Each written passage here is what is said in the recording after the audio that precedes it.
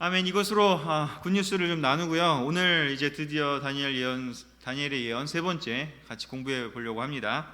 다니엘 세 번째, 첫 번째 1장, 2장 기준으로 했고요. 오늘은 세 번째라서 3장을 기준으로 하되, 다니엘서의 특징이 뒤에 12장까지 있지만 중복된 내용들이 조금 있습니다. 그래서 12장까지 전체 다 해서 12번을 하는 것이 아니라 이렇게 중요 주제가 있는 것을 좀 묶어서 하는 것으로 지금 제가 진행하고 있고요.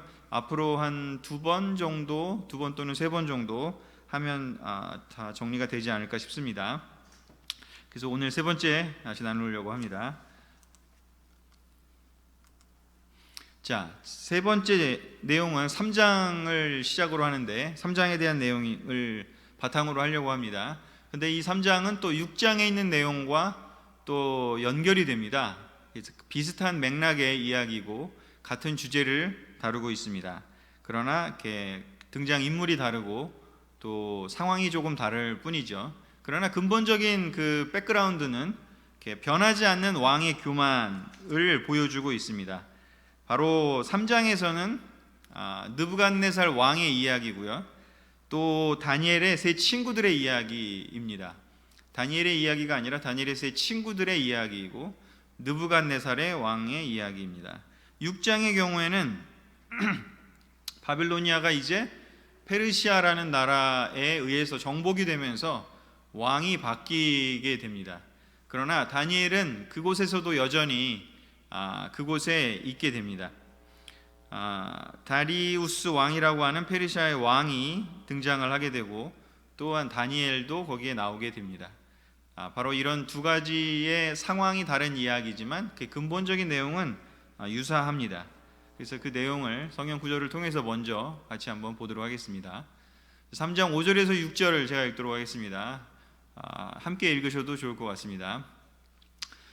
여러분이 나팔과 피리와 수금과 그 밖의 악기 소리를 들으면 엎드려 느부갓네살 왕이 세운 금 신상에게 절하십시오. 누구든지 엎드려 절하지 않는 사람은 즉시 뜨겁게 타는 용광로에 던져질 것입니다. 자, 이게 3장 5절에서 6절에 나오는 그런 내용입니다. 왕의 신상에 엎드려 절하지 않는 사람을 용광로에 던져 넣겠다고 느부갓네살 왕이 이야기를 합니다. 또 6장 12절에 보면요, 왕이시여 대왕께서는 이미 금령에 어인을 찍어서 지금부터 30일 동안 누구든지 왕 외에 어느 신에게나 사람에게 기도하면 사자굴에 던져 넣기로 하지 않았습니까? 그래서 이렇게 6장에 보면 다리우스 왕 또한 느부갓네살 왕과 유사하게 다리우스 왕만을 섬기라고 이야기를 하게 됩니다. 그래서 이런 그 이야기를 보게 되면 권력자는 사람은 바뀌었지만 그러나 본질은 그대로의 모습을 보여주게 됩니다. 교만한 그 태도를 가지고 있습니다.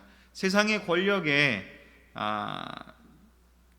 숭배를 하기를 원합니다. 하나님 말씀이 아니라 세상의 그 권력에 숭배하기를 원합니다. 세상의 권력을 대표하는 특징이 무엇인가요? 바로 힘의 논리입니다. 내가 힘이 세고 내가 정복했으니 나에게 순종해라 라는 이야기이죠.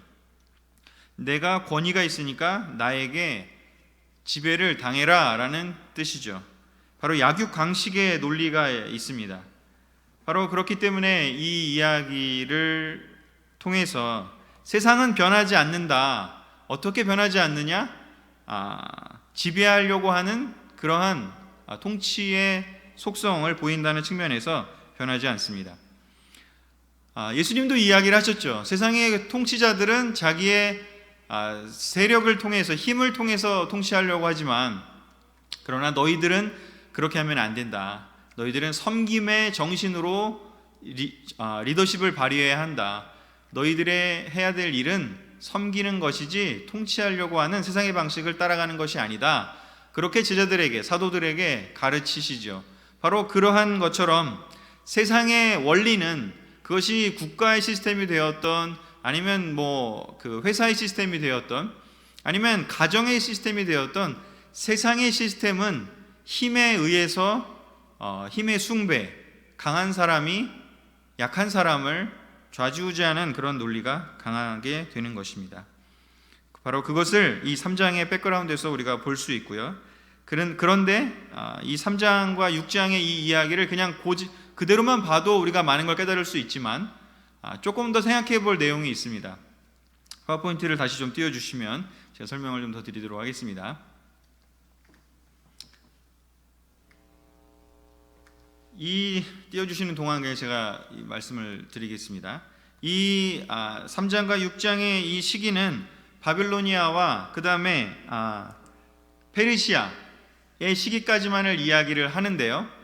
학자들이 이 다니엘서를 연구한 결과를 좀 보면 이 다니엘서가 이야기는 다니엘의 이야기였지만 다니엘의 이야기가 전해져 오다가 이것이 이렇게 편집이 되고 이렇게 책으로 만들어져서 사람들이 이렇게 많이 읽게 되는 시기가 언제였느냐를 봤을 때 그 시기는 BC 2세기일 것으로 대체적으로 추정을 하고 있습니다. 왜 그런지 바로 그 BC 2세기의 상황이 바로 다니엘과 그 친구들이 겪었던 그 이야기와 비슷한 일을 겪게 되는 시기였고, 또한 그랬기 때문에 그 어려운 시기를 이겨내기 위해서 다니엘과 그 친구들의 모범이, 그 경험이 그들에게는 매우 와닿는 이야기였다라는 것이죠. 우리가 성경을 읽을 때 이 성경이 애초에 그 읽혀지기를 바랬던 그 독자가 누구인가를 먼저 이해하는 것은 중요한 부분입니다. 그것을 먼저 이해한 후에 그 다음에 지금의 시대를 살아가는 우리가 그러면 그것을 어떻게 또 해석하고 받아들일 것인가를 고민하는 것이 필요하다는 것이죠. 즉 이야기의 배경은 다니엘의 이야기였기 때문에 BC 6세기 또 5세기의 상황을 배경으로 시작해서 설명을 하지만 이 12장까지 가는 과정에서 특별히 8장, 9장, 10장, 그 11장, 12장의 내용은 바로 BC 2세기 셀류코스 왕조 시대의 그 안티오코스 4세라고 하는 그 왕이 다스리던 바로 그 시대를 배경으로 하는 그 당시를 살아가던 사람들의 이야기라고 보여지게 됩니다. 이 이야기를 위해서는 조금 이 역사의 흐름을 좀 알아야 되기 때문에 간단하게 설명을 드리면 바로 이 고대 근동 지역은 바빌로니아 이전에 물론 아시리아가 있었고요. 그 다음에 바빌로니아가 통치를 하고 그 뒤를 이어서 페르시아가 통치를 하게 됩니다. 그리고 그 뒤에는 우리가 조금이라도 더 익숙한 알렉산더 대왕이라고 하는 그 역사상 아주 유명한 그 왕이 마케도니아의 왕이 되어서 이 지역을 그 당시의 세계의 핵심이었던 지중해 세계를 제패하게 됩니다.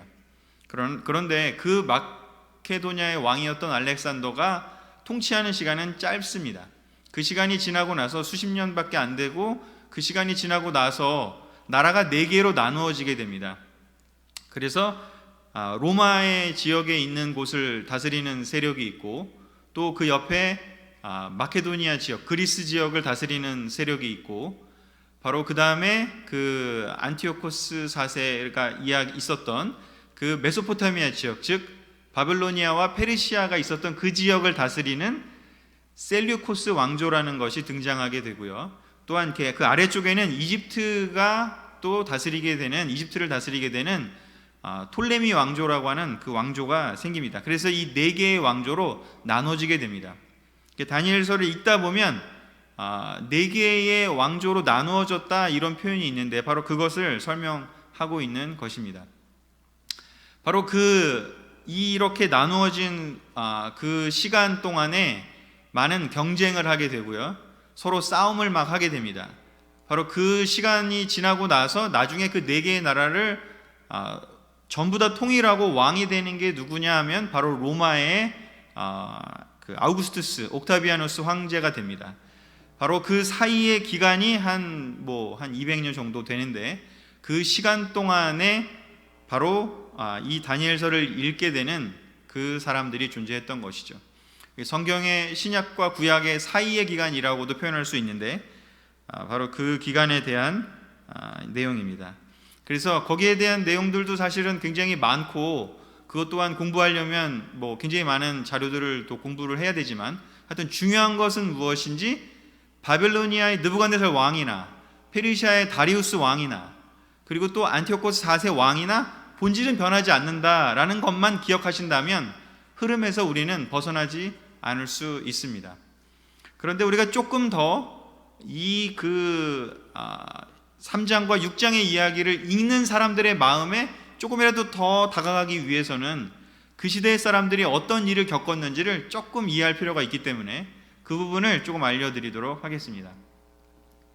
안티오코스 4세라고 하는 사람은 바로 스스로를 뭐라고 불렀냐면 에피파네스다 이렇게 이야기를 했습니다. 이 뜻은 무엇이냐면 신의 현현이다, 신의 나타나는 모습이다 이런 뜻입니다. 즉 자신을 그 신의 대리인으로 이름을 자기 스스로 별명을 지을 것처럼 굉장히 교만한 사람이었습니다. 우리가 지금 3장과 6장에 나오는 것처럼 안티오코스 4세 역시 자기의 신상을 세워서 저에게 절하라고 하는 사람들과 동일한 그런 생각을 가지고 있었던 것이죠. 그들이 그 안티오코스 4세 시대에 어떤 일이 있었느냐를 마카베오스 상하라고 하는 책이나 아니면은 그 유세비우스가 쓴 유대인의 역사라는 책들이나 그런 자료들을 보면 이런 내용이 있다고 합니다. 어떤 내용인지 그가 펼쳤던 정책 중에 무엇인지 성소에서 번제물과 희생제물을 바치지 못하게 하고 대신 돼지와 부정한 짐승을 바치라고 명령했습니다. 유대인들 입장에서는 매우 힘든 일인 것이죠. 또한 할례를 금지하고 안식일과 축제 등 유대 민족의 고유한 관습을 다 폐지하고 금지했습니다. 그리고 예루살렘의 성전을 제우스 신전으로 이름을 바꾸게 하고 디오니소스라고 하는 그 그리스 신화에 나오는 그 신을 위한 축제를 실시하도록 했습니다. 이 디오니소스는 바로 술의 신이고 굉장히 타락하고 쾌락하고 성적인 그런 행위를 하는 그런 축제가 되게 됩니다. 그리고 또 한 가지 율법서를 불태우고 헬레니즘이라고 하는 그 당시에 그 그리스 문화를 수용할 것을 요구했습니다. 그리고 이것들을 이 규정을 지키지 않는 사람들은 다 죽였습니다. 특히 그 다니엘서 11장의 그 28절부터 나오는 이야기들에 보면 바로 이 부분을 설명을 하는 모습들이 있는데요. 바로 이 그 그림 중에도 이렇게 성전 안에서 예루살렘 성전 안에서 돼지를 저렇게 잡는 일이 벌어졌기도 하고 아까 말씀드린 그런 규칙을 지키지 않으면 사람들을 죽였습니다. 그래서 그 죽인 사람의 숫자가 10만 명이 넘었다고 하고요. 최소한 상당히 많은 사람들이 죽어나가는 그런 시대였다고 합니다. 매우 잔혹하고 아주 힘든 시기였던 것이죠. 그래서 그 성경 다니엘서에 나오는 이 8장과 11장은 바로 그 안티오코스 4세 이 왕을 묘사한 것으로 학자들은 대체로 그렇게 설명하고 있습니다. 8장 23절부터 그 11장에 있는 내용을 잠깐 읽도록 하겠습니다. 그 네 나라가 멸망할 때쯤 되어 많은 사람들이 도덕적으로 타락할 것이며 그때 아주 엄격하고 책략에 능한 왕이 일어날 것이다. 그는 대단히 강력할 것이지만 그 권세는 자기 힘으로 된 것이 아니다.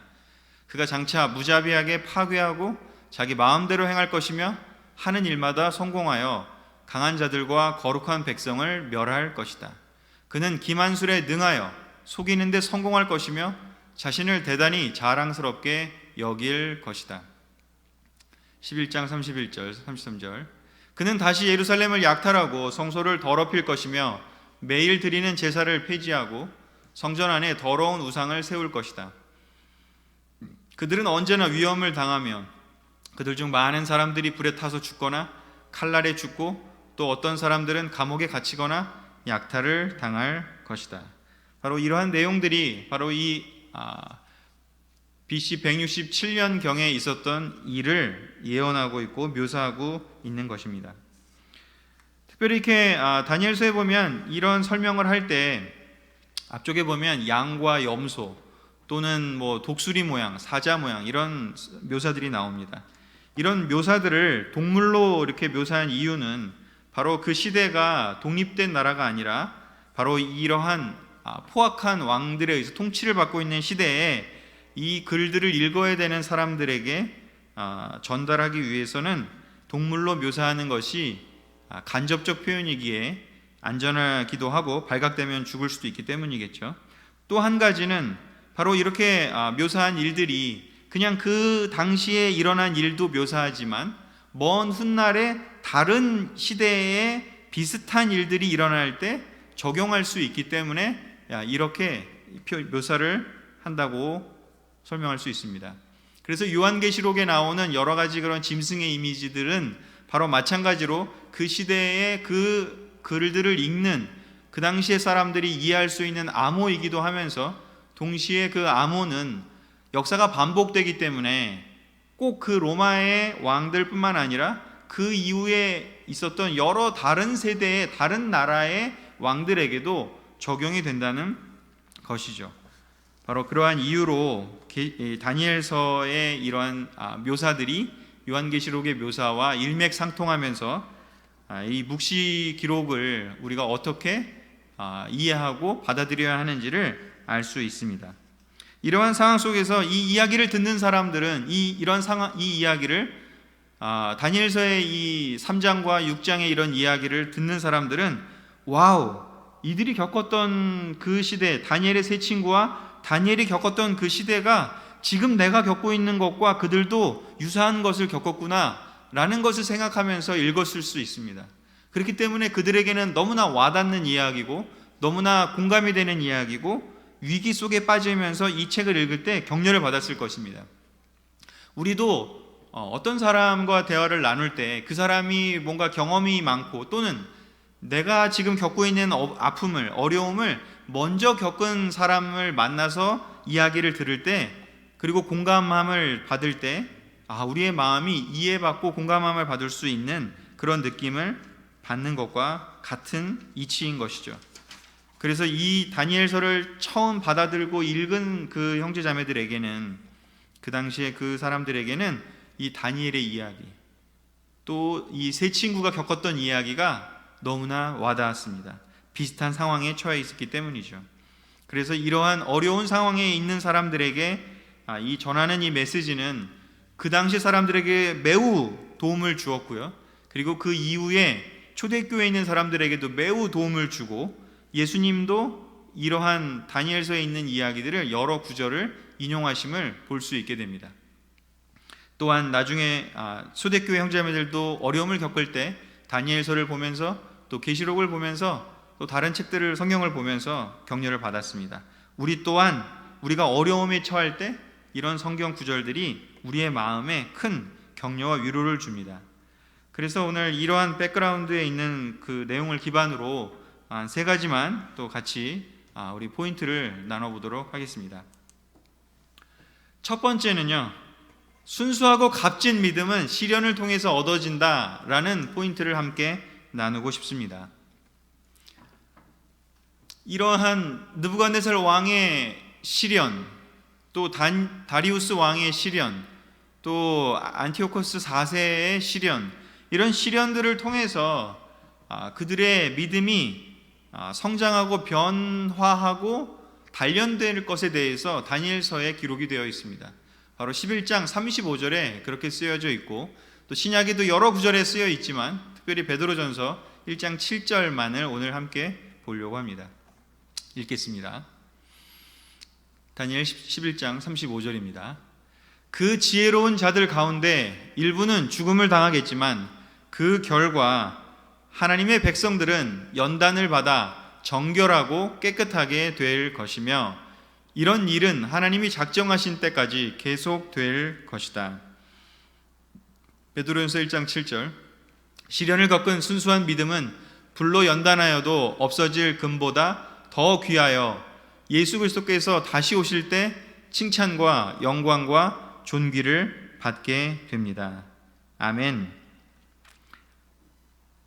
사실 이 글들을 읽으면서 지금 제가 45년 동안 살아오면서 겪은 것과는 정말 상상도 할 수 없는 그러한 시련을 그들이 겪었음을 보게 됩니다. 그래서 사실 정말 이것을 제가 제 삶에 적용하는 것이 너무나 필요하지만, 그러나 그럼에도 불구하고 제 삶에 있는 시련이 너무나 작구나라는 것을 저는 또 보게 되었습니다.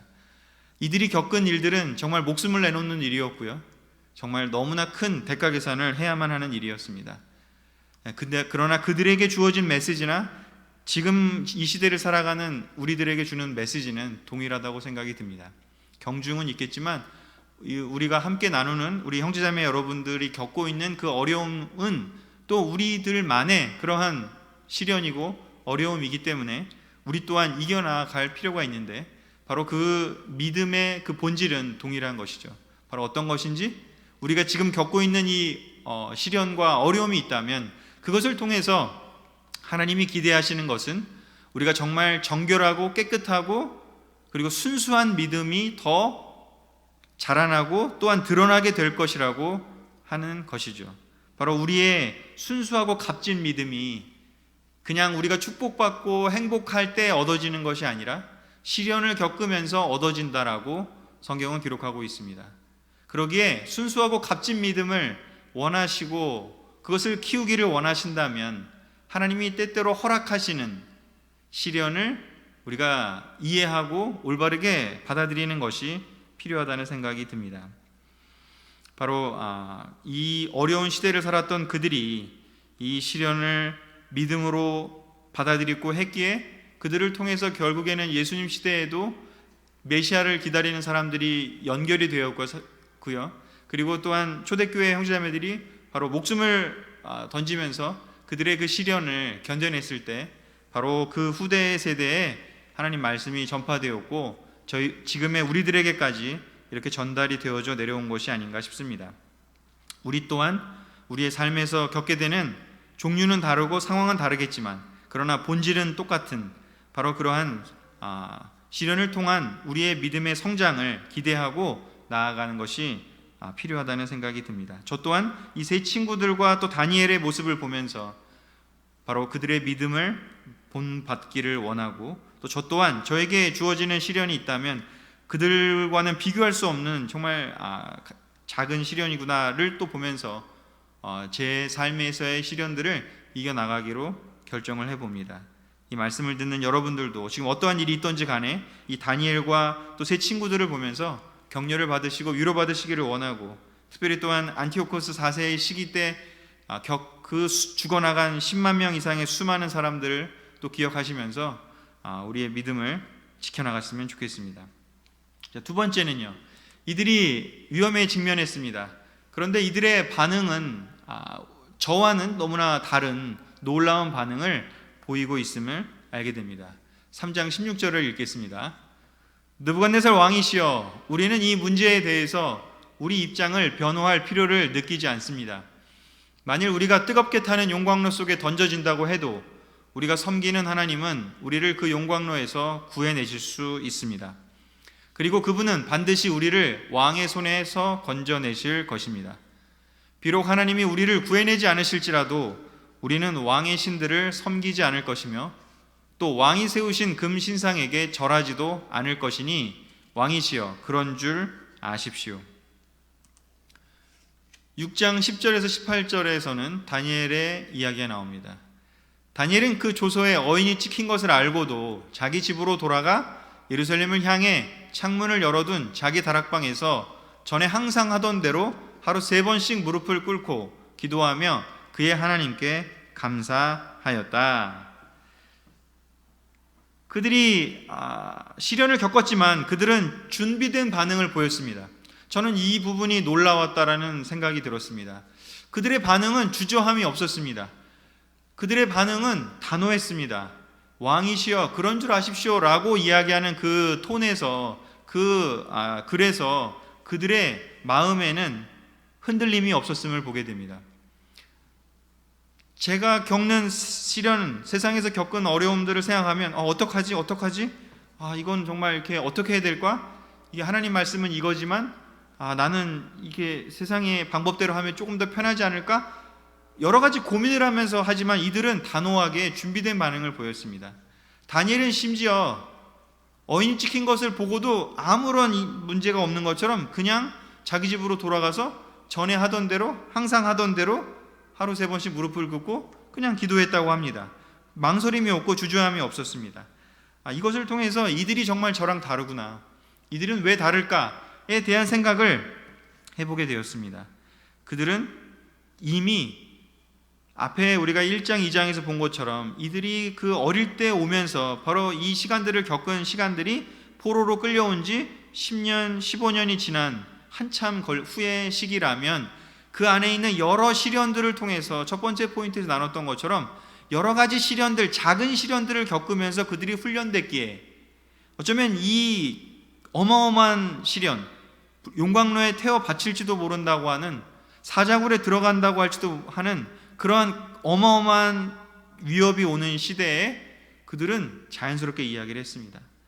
바로 다윗이 어릴 때 그 동산에서 양들을 지키면서 사자와 싸우고 곰과 싸워서 했던 그 승리들이 쌓여서 나중에 골리앗과 싸우고 나중에 더 큰 싸움을 싸울 때 용감했던 것처럼 이들은 작은 시련을 이겨냄으로써 큰 시련에 감당할 수 있는 사람으로 성장했던 것이죠. 저 또한 이 모습이 될 때까지 계속해서 성장하고 싶다는 생각이 들었습니다.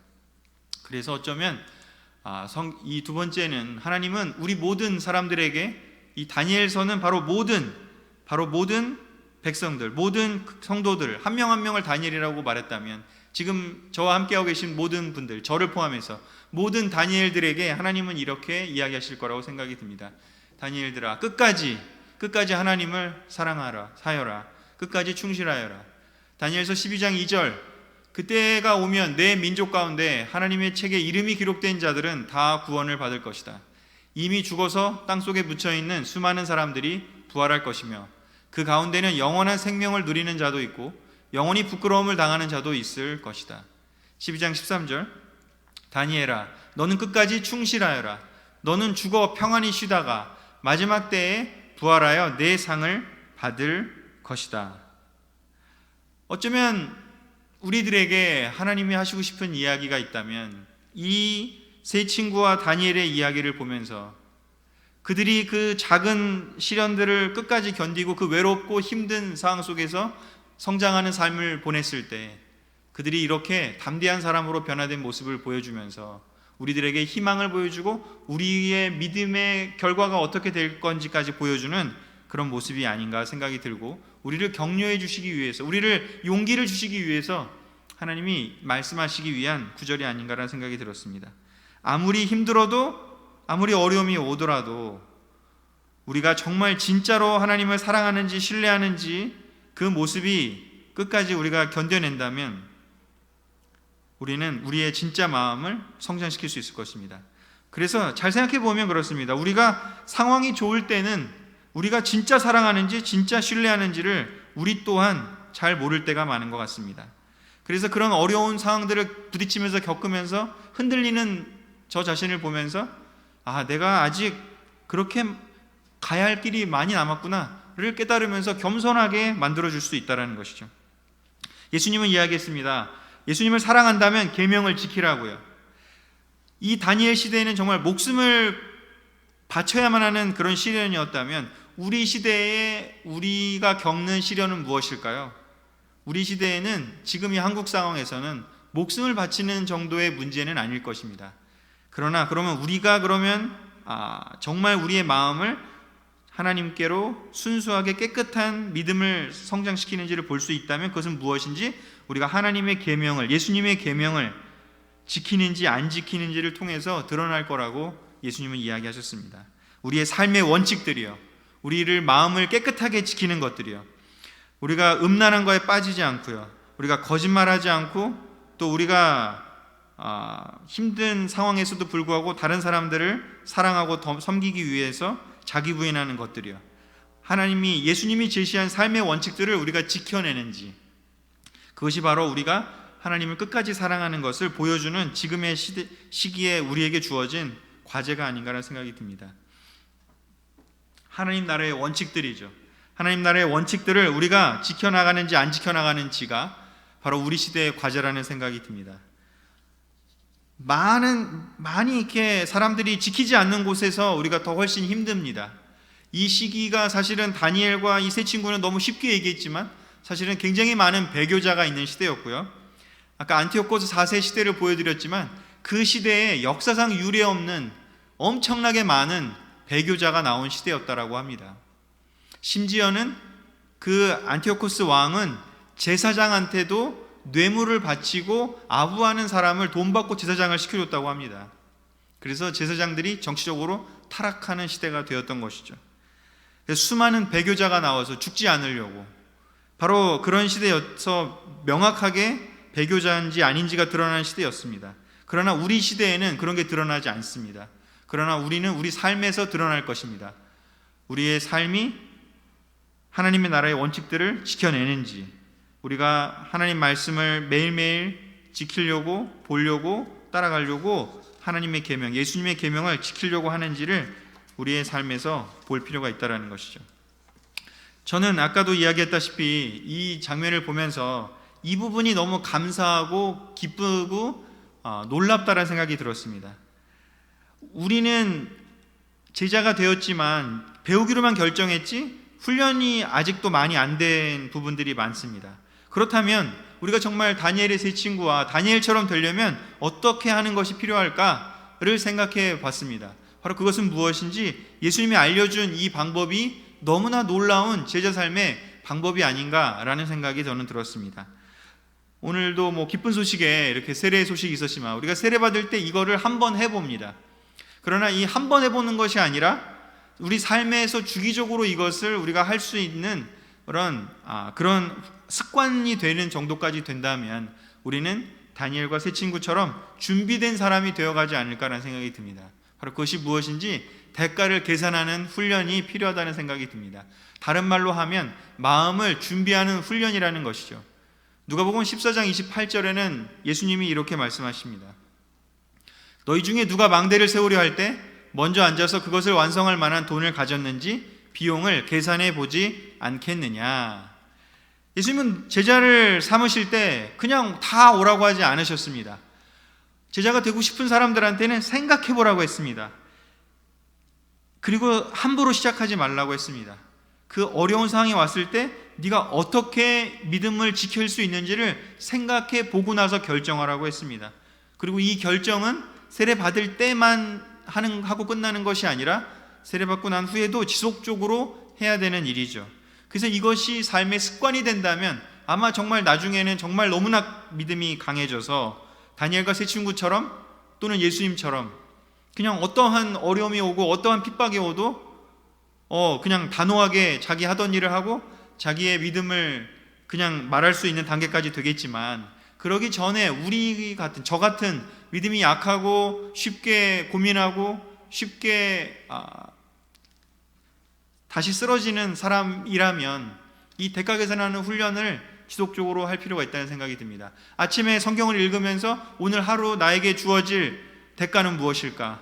오늘 하루 나에게 주어질 믿음의 시련은 무엇일까를 예상해보고 그것을 대비하는 마음을 가지고 그 날을 시작한다면, 또 그룹을 만나든지 아니면 어떤 다른 사람들을 만난다면 내가 저 사람을 만났을 때 이러한 어려운 상황이 왔을 때 나는 어떻게 영적으로 반응할 것인가를 미리 준비해보고 생각해본다면 아마 그 일이 닥칠 때 우리가 영적인 반응을 할 수 있지 않을까 싶습니다. 우리가 왜 성경을 보고 왜 큐티를 해야 되느냐? 요한이 이렇게 이야기를 하고 있습니다. 요한복음 21장 31절에 이것을 기록한 목적은 예수님이 하나님의 아들 그리스도라는 것을 여러분이 믿게 하고 또 여러분이 믿고 그분의 이름으로 생명을 얻도록 하기 위해서이다. 그냥 본인이 그냥 믿고 그냥 끝났으면 되는데 요한은 요한복음이라고 하는 성경을 남겼습니다. 다니엘서를 기록한 다니엘도 기록을 했겠고 나중에 다니엘서를 편찬한 사람들은 요한과 똑같이 그런 목적을 가지고 이 성경을 기록해 놓은 것이죠. 이 성경을 통해서 우리가 대가 계산을 하라고요. 이 성경을 통해서 우리가 준비하라고요. 너희가 너희 삶에서 겪게 될 일들이 여기 다 기록되어 있다고요. 이 성경책을 읽고 너희들이 겪을 것이 이 성경책에 기록된 것보다 클 수가 없다고. 예수님이 겪었던 어려움보다, 다니엘과 세 친구가 겪었던 그 어려움보다 너희가 겪을 어려움이 더 클 수는 없을 것이라고. 그러기에 이걸 읽고 준비하라고. 어쩌면 우리의 마음을 준비할 수 있도록 성경을 남겨두신 것이 아닌가라는 생각이 듭니다. 하나님의 사랑하는 마음을 표현하기 위한 것도 많이 있겠지만, 또 우리가 어떻게 구원받아야 될지를 알고 있겠지만, 그러나 궁극적으로 또 우리가 우리의 마음을 준비하고 훈련시켜 주시기 위한 것이죠. 지금 코로나 여러 가지 이야기하는데 해결책이 두 가지라고 합니다. 하나는 문제가 해결되는 것이고, 두 번째는 치료제가 필요한 것이고, 그리고 예방주사가 필요하다고 합니다. 백신이 필요하다고 합니다. 바로 이 성경의 기록들이 우리에게 예방주사가 되는 것이죠. 역사는 반복된다라고 다니엘서가 보여주고 있습니다. 느부갓네살 때든 다리우스 왕 때든 또 안티오코스 시대이든 아니면 지금도 마찬가지로 본질은 똑같습니다. 반복됩니다. 그러나 그렇기 때문에 그들이 겪었던 그 일들을 통해서 우리가 그들의 그 이야기를 읽는 걸 통해서 지금 시대에 우리를 준비할 수 있는 것이죠. 예방주사를 우리가 미리 맞는 것이죠. 다니엘과 세 친구는 준비되어 있었습니다. 여러분은 지속적으로 기름을 준비하는 처녀로 살고 계신지요? 아니면 기름이 떨어진지도 모르고 차가 움직일 수도 없는데 계속해서 왜 차가 안 움직이냐고 차를 탓하고만 계신지요?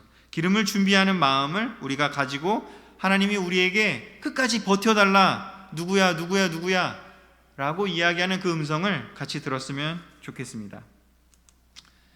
세 번째요, 이 이야기를 보면 용광로 속에 그들이 결국에는 들어가게 됩니다. 그들은 믿음을 지켰고 단호한 신앙 고백을 했습니다. 그러나 그 대가는 그 용광로 속에 들어가는 것이었습니다. 그런데 이 다니엘서를 읽어보면 3장을 보면 또 6장을 읽겠지만 놀라운 일이 벌어집니다. 그것이 의미하는 바가 무엇인지 같이 한번 생각해 보도록 하겠습니다. 3장 25절과 27절을 읽겠습니다. 그런데 어째서 네 사람이 불 가운데 걸어다니고 있느냐? 저 사람들은 묶여있지도 않고 상한 흔적도 없으며 더구나 네 번째 사람은 그 모습이 신들의 아들과 같구나. 그러자 그들이 불 가운데서 걸어 나왔다. 그래서 총독들과 지방 장관들과 군 사령관과 왕의 고문들이 모여 이 세 사람을 보니 화상을 입지도 않았고 머리털도 그슬리지 않았으며 그들의 옷도 상하지 않았고 불탄 냄새도 없었다. 여기 보면 세 명의 친구들이 용광 속에 들어갔는데 신들의 아들과 같은 모습을 한 명이 더 있음을 설명하고 있습니다. 또한 6장에서는 다니엘의 경우는 어떤 일이 벌어지는지 이렇게 고백하고 있습니다. 다니엘이 이야기합니다. 나의 하나님이 자기 천사를 보내 사자들의 입을 막았으므로 사자들이 나를 해치지 않았습니다. 그분이 이렇게 하신 것은 나에게 죄가 없음을 아셨기 때문입니다. 다니엘이 사자굴에서 올라왔을 때 그 몸이 하나도 상하지 않았다. 그것은 그가 자기 하나님을 신뢰하였기 때문이다. 여기 보면 다니엘은 자기가 천사를 보내셨다라고 고백하고 있습니다. 이 장면을 또 보면서 바로 하나님은 어떤 방식으로 일하시는지를 이 이야기를 통해서 우리에게 보여줍니다. 하나님은 어떤 방법으로 일하시는지 다른 고린도서라든가 다른 성경에 보면 우리가 감당할 만큼의 시련을 허락하신다고 합니다. 감당할 수 없다면 그 감당할 수 없는 그 상황을 이렇게 돌아갈 수 있는 우회로를 만들어 주시기도 한다라고 합니다. 그런데 이 장면을 보면 그냥 허락하셨습니다. 즉 하나님은 어떤 때는 우리가 감당할 수 없을 것 같으면 우회로를 보여주기도 하지만 우리가 감당하기 힘들 만큼의 극한적인 힘듦의 상황이 들어올 때는 어떤 방법으로 일하시는지 바로 이렇게 일하시는 것이죠. 하나님은 고통 중에 있는 자와 함께 하시는 방법으로 이 상황을 우리가 이겨나갈 수 있게 해 주십니다. 예전에 들었던 비유인데요, 예수님과 함께 하나님과 함께 손잡고 발자국 4개가 걸어가는데, 그런데 내 삶에서 너무 힘든 시간이 왔을 때 돌아봤는데 발자국이 2개밖에 없었다라고 합니다. 그래서 나중에 하나님에게 왜 이렇게 내가 힘들 때 안 계시고 내 발자국밖에 없냐라고 하나님께 이야기를 했을 때, 그때 하나님께서 하신 말씀은 그 발자국은 너의 발자국이 아니라 나의 발자국이다. 내가 그때 너를 업고 간 것이다 라고 이야기했다라고 하는 이야기를 제가 어떤 설교자 분으로부터 레슨을 들었던 기억이 있습니다.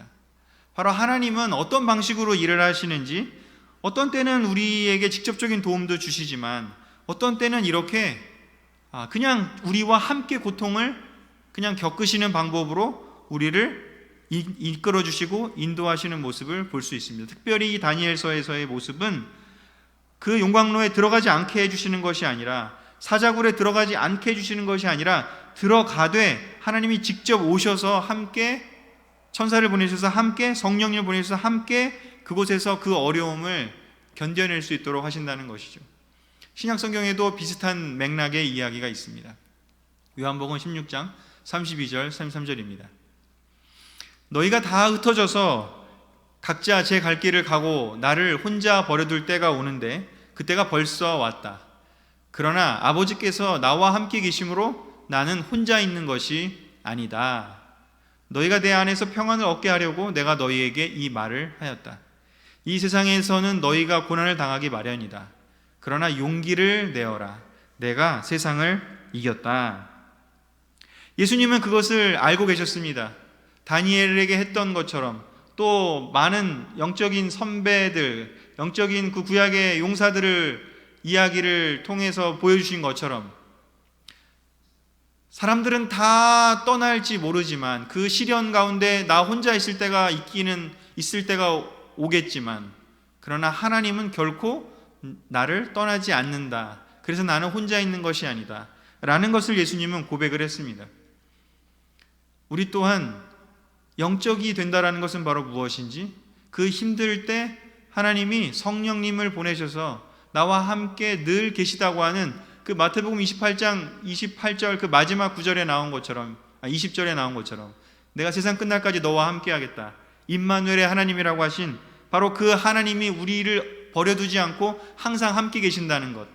아무리 힘들 때라도 우리가 외롭고 혼자고 하나님 도대체 어디 계신가요? 난 너무 힘들어요. 나 너무 외로워요. 나 너무 울고 싶고 나 너무 힘들어요 라고 하는 그 순간에 주님이 옆에 계심을, 이 다니엘의 이야기와 또 예수님의 이야기와 또 다른 성경 구절을 통해서 우리가 깨달을 수만 있다면, 그렇다면 우리는 아마 큰 평안을 얻게 되고 우리의 고난을 이겨낼 수 있는, 예수님이 세상을 이겼기 때문에 우리가 세상을 이길 수 있다라는 것을, 또 예수님이 세상에 의해서 세상이 예수님을 핍박했기 때문에 우리 또한 그래서 핍박받는다라는 것을 우리가 이해할 수 있다면 아마도 우리는 큰 용기가 나고 믿음이 성장하지 않을까 생각이 듭니다. 정리하도록 하겠습니다. 히브리서 2장 18절에는 그렇게 기록되어 있습니다. 주님은 몸소 시험을 받아 고난을 당하셨기 때문에 시험 당하는 사람들을 넉넉히 도우실 수 있습니다. 주님은 몸소 시험을 받아 고난을 당하셨기 때문에, 바로 예수님의 성육신, 예수님이 이 세상에 오셔서 하신 모든 일들 자체가 바로 이 포인트를 보여준다라는 생각이 듭니다. 우리를 한시라도 떠나고 싶어 하지 않으시고 언제나 고통 중에 있는 우리와 함께 하시기를 원하는 그 하나님의 마음. 우리가 하나님은 나를 이해할 수 없어요, 내가 겪는 건 아무도 이해할 수 없어요, 그 말을 할 때 예수님은 그렇게 이야기하실 겁니다. 내가 몸소 시험을 받아서 고난을 당했기 때문에 내가 너를 이해한다고.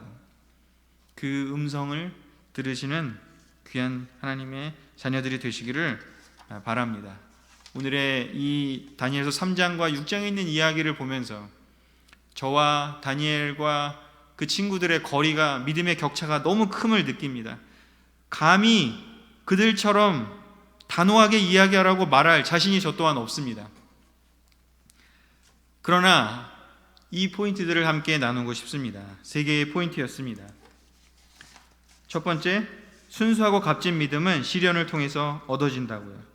그것을 믿기를 원합니다. 두 번째요, 저를 포함해서 모든 다니엘들이요 끝까지 하나님을 사랑하고 신실하게 하나님 앞에 서기를 또한 권하고 싶습니다. 세 번째요, 고통 중에 있으신 분이 계시다면 하나님은 늘 고통 중에 있는 자와 함께 하시기를 원하시는, 그냥 그렇게 멀리 떨어져 계신 분이 아니라 임마누엘 하시는 하나님임을 기억하시면서 격려도 받으시고 위로도 받으시고 또 용기 내시기를 원합니다. 저 또한 다니엘과 세 친구처럼 되기 위해서 다시 한번 결정하고 또 노력하고 배우기를 결심해보는 오늘의 시간입니다. 말씀 들어서 감사하고요. 이것으로 레슨을